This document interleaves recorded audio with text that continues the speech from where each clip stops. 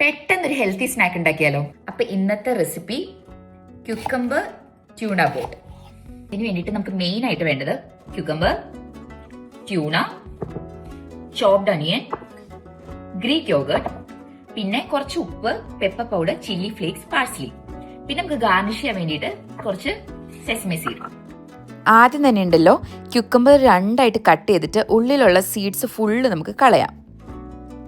ഇതേപോലെ full clean ചെയ്യാം കേട്ടോ.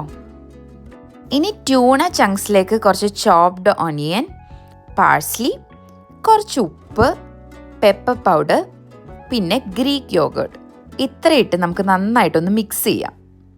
ഇതേപോലെ. ഇനി എന്താ, നമ്മുടെ നേരത്തെ കട്ട് ചെയ്ത് വെച്ച കുക്കുംബർ ഇല്ലേ, അതിൻ്റെ ഉള്ളിലേക്ക് ഇതേപോലെ അങ്ങോട്ട് ഫില്ല് ചെയ്ത് കൊടുക്കാം. നിങ്ങൾക്ക് വേണമെങ്കിൽ ഇങ്ങനെ കുറച്ചുകൂടെ സ്പൈസി ആക്കണമെങ്കിൽ ഹാൽപ്പിനോസോ ഗ്രീൻ ചില്ലിയോ ഒക്കെ ചേർക്കാം കേട്ടോ. ലാസ്റ്റ് ഇതേപോലെ നമ്മുടെ ക്യുക്കമ്പർ ബോട്ടിൻ്റെ ഉള്ളിലേക്ക് നമ്മുടെ ട്യൂണ ഫില്ലിങ് ഇതുപോലെ നമുക്ക് സ്പ്രെഡ് ചെയ്യാം. എന്ത് സിമ്പിളല്ലേ, ഒരു 5-10 മിനിറ്റ് വേണ്ട ഉണ്ടാക്കാൻ വേണ്ടിയിട്ട്.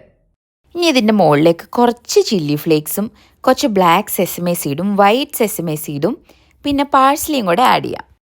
ഇത്രയേ ഉള്ളൂ. ഇനി ഇതൊന്ന് കട്ട് ചെയ്തിട്ട് നമുക്കൊന്ന് പ്ലേറ്റ് ചെയ്യാം.